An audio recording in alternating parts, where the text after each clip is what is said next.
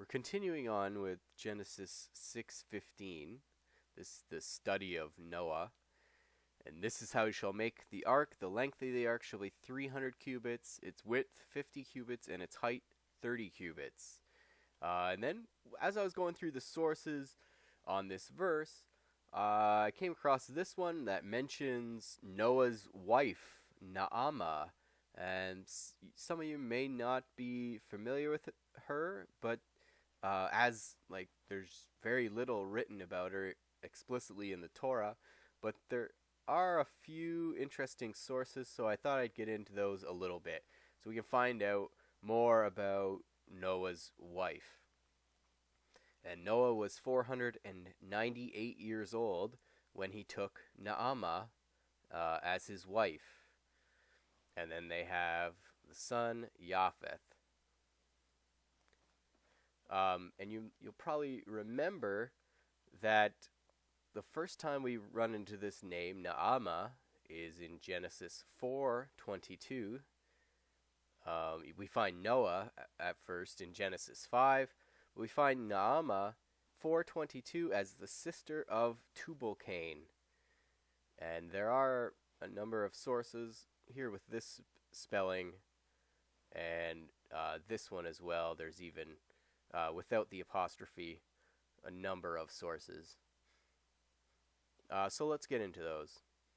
So again, the sister of Tubal-Cain was Naamah. Naamah was Noah's wife. Why was she called Naamah? Because of her, all of her deeds were pleasant.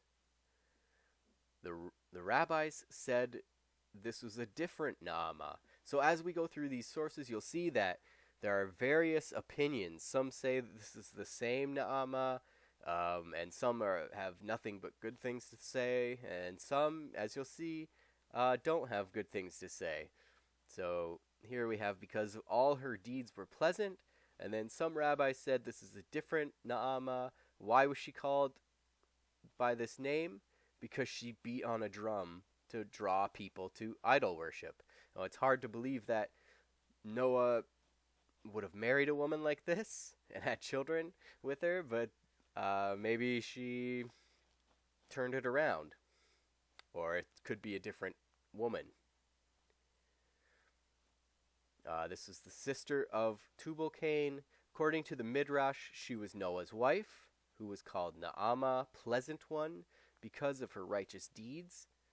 And then, if this is the case, then Cain left progeny in the world, which means the line of Cain, which we find in Genesis 4, did not die off, in fact.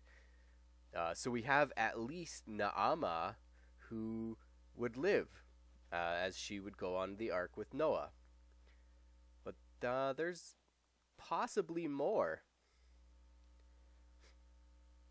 The reason the Torah mentions this is to inform us that Tubal-Cain did not have a brother as opposed to his half-brother, but that the sibling he did have, a sister, was called Naamah.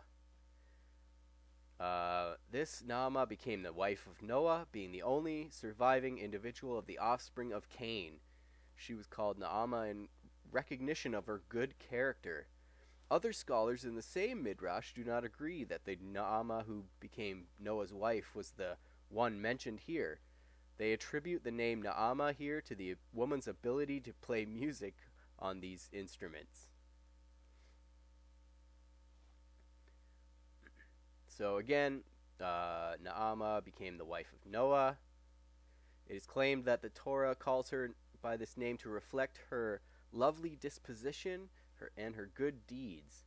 But there is a different tradition compared to Zohar Kadash in the Midrash there, which claims that Naamah was the wife of the demon Ashmedon, if the demons Ashmedai and others were born by her.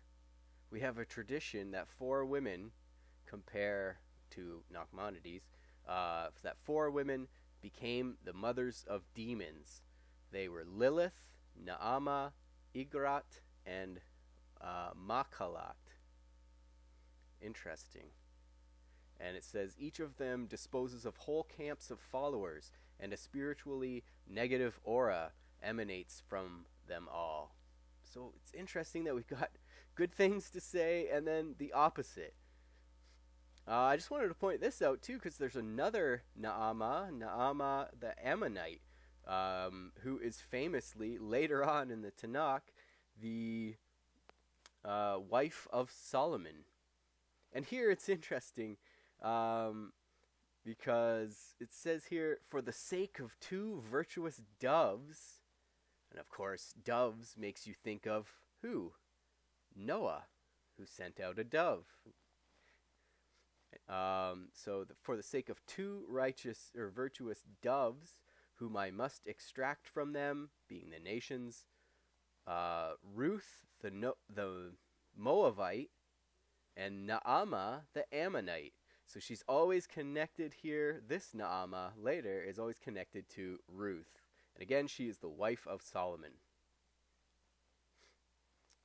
This is kind of an interesting source as well, because you'll see that she may not have been the only